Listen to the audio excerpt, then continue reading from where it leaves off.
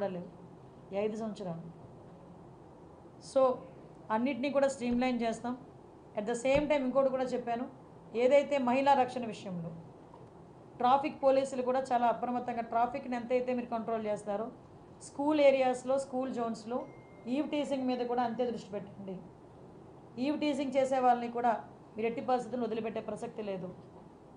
అవన్నీ కూడా మేము చాలా క్లియర్గా చర్చించుకున్నాం. నాకైతే పూర్తి నమ్మకం ఉంది, ఎలాగైనా ఎట్టి పరిస్థితుల్లోనైనా ఈ గంజాయిని స్టెప్ బై స్టెప్ మేము ఎట్టి పరిస్థితులు అరికడతాం. క్రైమ్ రేటు కూడా ఎట్టి పరిస్థితి తగ్గుతుందని నమ్మకం అయితే నాకుంది. దానికి అనుగుణంగానే అఫీషియల్స్తో కానీ అదేవిధంగా చంద్రబాబు నాయుడు గారితో కానీ డిస్కస్ చేసి వాళ్ళకి కావాల్సిన ఫెసిలిటీస్ కూడా కల్పించడానికి నేను చర్యలు తీసుకుంటాను. మేడం 5 ఏళ్లలో పోలీస్ వ్యవస్థలో సిస్టమే లేదు, పడుకోబెట్టేసింది వైసీపీ అన్నారు. జస్ట్ 3 మంత్స్ బిగ్ చేంజ్ అవుతుంది. ఎలాంటి ఛాలెంజ్గా తీసుకుంటున్నారు? ఎస్, నేను ఛాలెంజ్గానే తీసుకుంటున్నా. డెఫినెట్గా నేను ఛాలెంజ్గానే తీసుకుంటున్నా. ఎందుకనంటే ఈరోజు వరకు ఆర్లో పోలీస్ స్టేషన్లో ఒకసారి మీరు చూస్తే షెడ్లు వేసుకొని ఉన్నారండి. పోలీస్ స్టేషన్లో మినిమం ఫెసిలిటీస్ లేవు, మినిమం ఇమ్యూనిటీస్ కూడా కల్పించకుండా పోలీసులు ఉద్యోగాలు చేయమంటే ఎలా అవుతుంది? అలాగే నన్ను ఆల్ ఆఫ్ సడన్ వీళ్ళకి నేను ఏదో చేస్తాను కదా, చెయ్యొచ్చు. సిఎస్ఆర్ ఫండింగ్స్ ఉన్నాయి.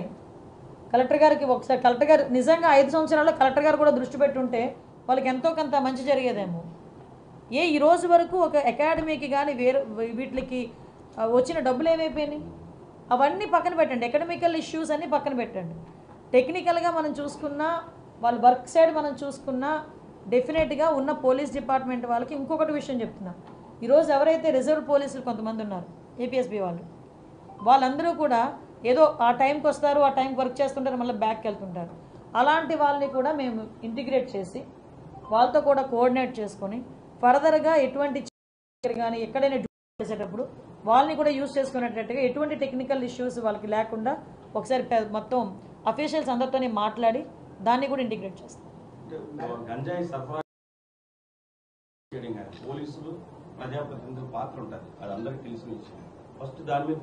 అందుకే చెప్పాను కదండి, ఫస్ట్ థింగ్ సోర్స్ని కట్ చేయాలి.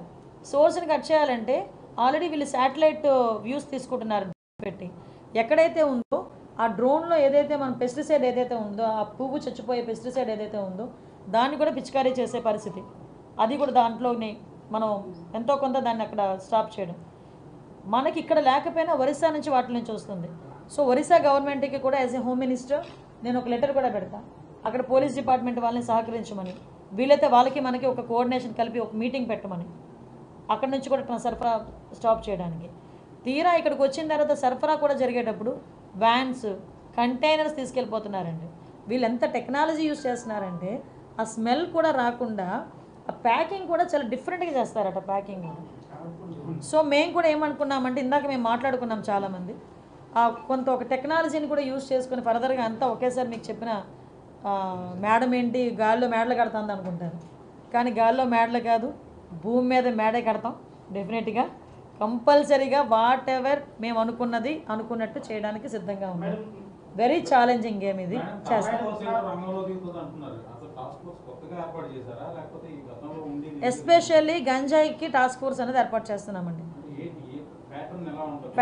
ప్యాటర్న్ ఏంటంటే ఇప్పుడు ఆల్రెడీ ఇప్పుడు మనకి నైట్ అయ్యేసరికి చాలామంది ఈ గుంపులుగా చేరటాలు, గంజాయి తీసుకోవడాలు రోడ్ల మీద నేను చాలా సందర్భాల్లో చూశాను. ఎక్కువ నేను పాయకరపేట నుంచి వచ్చేటప్పుడు కానీ జర్నీస్ చేసేటప్పుడు కానీ చూసుకుంటే ఒక చిన్న గట్ల మీద గ్రూప్ ఆఫ్ పీపుల్ కూర్చోవటం, ఆ వచ్చేవాళ్ళు వచ్చే వెహికల్స్ని ఆపడం, చైన్ స్నాచింగ్స్ ఇవన్నీ కూడా చాలా ఎక్కువగా జరుగుతున్నాయి.